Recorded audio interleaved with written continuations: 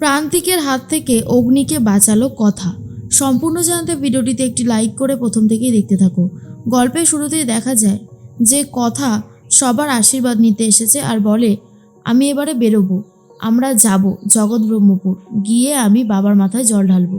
ঠাম্মি তো শুনেই খুব খুশি হয় আর বলে, বাহ, আমি তো এটাই চাইছিলাম, যাও কথা মা, যাও, সাবধানে যেও কিন্তু।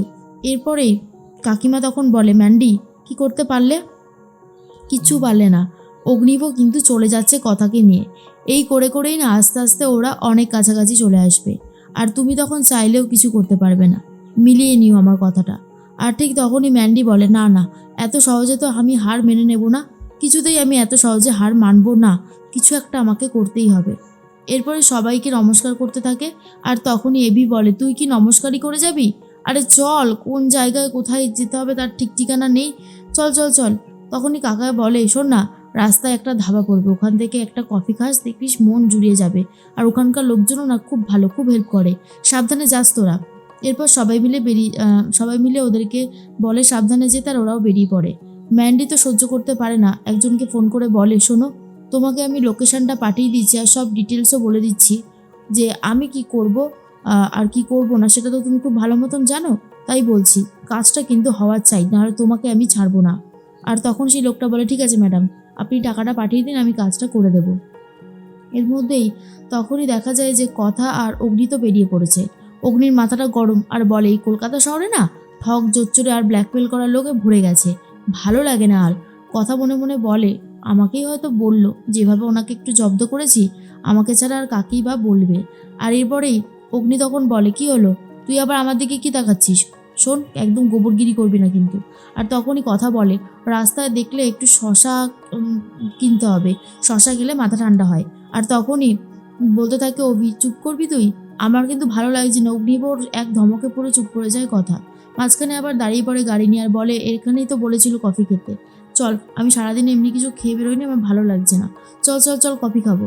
এই বলে একটা কফি শপে নেমে পড়েছে। আর তখনই কথা বলে, আপনি শুধু কফি খাবেন তো? তখনই সে বলে, না না না না, যা যা পরোটার অপশান আছে সব কটা নিয়ে আসুন। কথা তখন বলে, আপনি এখন তেলে ভাজা খাবেন? অগ্নিব বলে, তুই কিছু জানিস না, শেফদের না বিভিন্ন জায়গার খাবার টেস্ট করে দেখতে হয়, বুঝলি তো, কি জানি কোনটা কোন সময় ভালো লেগে যাবে। যাই হোক, চল চল চল, তাড়াতাড়ি খেয়ে দিয়ে নি, তুই কি খাবি বল? কথা তখন বলে, আমি কিছু খাবো না, আমি উপোস করেছি না, বাবার মাথায় জল ঢালবো। অগ্নি তখন বলে, ও ঠিক আছে, তোকে খেতে হবে না। অন্যদিকে দেখা যায় ম্যান্ডির কথা মতন সেই লোকটা চলে এসেছে। তারপরে গাড়ি খুলে গাড়ির থেকে ব্যাটারি বার করে নিয়ে পালিয়ে যায়। আর এর মধ্যে কথাদের খাওয়া দাওয়া হয়ে গেছে। অগ্নি গাড়ি এসে স্টার্ট করতে যায়, গাড়ি দেখে গাড়ি আর স্টার্ট হয় না। তখনই এবি বলে, হয়ে গেল, এই তোকে নিয়ে বেরোলে না কোনো সমস্যা হতেই থাকে। কথা তখন বলে, আমি কি করলাম? কি অদ্ভুত তো। এবি বলে, তাহলে গাড়িটা স্টার্ট হচ্ছে না কেন? দেখছিস তো গাড়ি স্টার্টই হচ্ছে না, ভালো লাগে না আর, চল দেখি নাম। এরপর ভালো করে সামনের বনেটটা তুলে দেখে গাড়ির ব্যাটারি কেউ চুরি করে নিয়ে চলে গেছে। আর এটা দেখার পর প্রচণ্ড রেগে যায় অগ্নি আর বলে, কি মুশকিল, এখানকার লোকজন এত খারাপ, গাড়ির ব্যাটারি খুলে নিয়ে চলে গেছে, হে ভগবান, এখন আমি কি করব? তখনই কথা বলে, আপনি কি লক করেননি নাকি? অগ্নি তখন বলে, এই তুই চুপ করবি, দেখতে পাচ্ছিস এমনি সমস্যার মধ্যে পড়েছি, তার মধ্যে আবার বড় বড় কথা। এরপরে একজন বাইক নিয়ে চলে আসে, আর তখন অগ্নি বলে, দাদা দাদা, এখানে কোনো মেকানিক পাওয়া যাবে বা এখানে কোনো দোকান পাওয়া যাবে? তখনই সে বলে, আপনি আসুন আমার সাথে, আমি নিয়ে যাচ্ছি। অগ্নি বলে, শোন, এখান থেকে কোথাও যাবি না কিন্তু, চুপ করে এখানেই দাঁড়িয়ে থাকবি, মনে থাকে যেন, আমি যেন এসে তোকে দেখতে পাই। কথা ভাবে কি হবে এখন, চুরি করেছে নাকি কেউ বিপদে ফেলার জন্য এই কাজটা করেছে, কিছু তো একটা গন্ডগোল আছেই। ভালো লাগে না, এবার আমি কি করে বাবার মাথায় জল ঢালবো? সঠিক সময়ে যদি পৌঁছতেই না পারি তাহলে তো অনেক লেট হয়ে যাবে, আর যদি একবার লেট হয়ে যায় তাহলে তো তিথিটাও পেরিয়ে যাবে, কি যে করি। এর মধ্যেই একজন লোক এসে বলে, ম্যাডাম, আপনার কি কিছু হয়েছে? তখনই কথা বলে, আর বলবে না দাদা, গাড়িটা রেখে আমরা কফি খেতে গেছিলাম, এসে দেখি গাড়ির থেকে কেউ ব্যাটারিটা চুরি করে নিয়ে চলে গেছে। তখন সেই লোকটা বলে, এ বাবা, আমরা তো দেখলাম কে নিয়েছে, ভাবলাম ওর নিজের গাড়ি তাই খুলছে। তখনই কথা বলে, না দাদা, গাড়িটা তো আমাদের, আমার স্বামী এখন গেছে ব্যাটারি খুঁজতে, কি করবে বুঝতে পারছি না। তখনই সেই লোকটা বলে, ওই দিকটায় না যেতে দেখেছি চোরটাকে, জানেন তো। তখনই কথা বলে, তাই না, আমাকে একবার দেখিয়ে দেবেন? এরপর কথা চলে যাচ্ছে সেই লোকটার পেছন পেছন। এর মধ্যেই অগ্নিকে একটা মাঝ রাস্তা নামিয়ে দিয়েছে বাইকালা, আর বলে, আর এখান থেকে বেশি দূর যেতে পারবো না। অগ্নি তখন বলে, যা, এখানে তো কিছুই নেই, কি যে মুশকিলে পড়লাম না, সত্যি এই আশাটাই আমার ভুল হয়ে গেছে। আর এর মধ্যেই তখনই অগ্নি বলে কি করব আমি এখন। কথা দেখে যে মাঠের মাঝখানে কিছুটা জায়গা খোঁড়া রয়েছে, আর তখনই কথা ভাবে এরকমভাবে মাঝখানে খোঁড়া রয়েছে কেন জায়গাটা, দেখে মনে হচ্ছে কেউ কিছু লুকানোর চেষ্টা করেছে। এরপরেই ভালো করে মাটি সরিয়ে দেখে হ্যাঁ, ব্যাটারিটা সে এখানেই লুকিয়ে রেখেছে। তারপরে অগ্নিকে ফোন করে আর বলে, পাচক মশাই আমি ব্যাটারি পেয়ে গেছি, আপনি চলে আসুন। কথাটা শোনার পর অগ্নি বলে, আমি পেলাম না, তুই পেয়ে গেলি? কি করে পেলি? কথা বলে, আপনি আসুন তারপরে সবটা বলছি। অগ্নি চলে এসেছে আর বলে, দেখো অবস্থা, শেষ পর্যন্ত এখানে ব্যাটারিটা লুকিয়ে রেখেছে।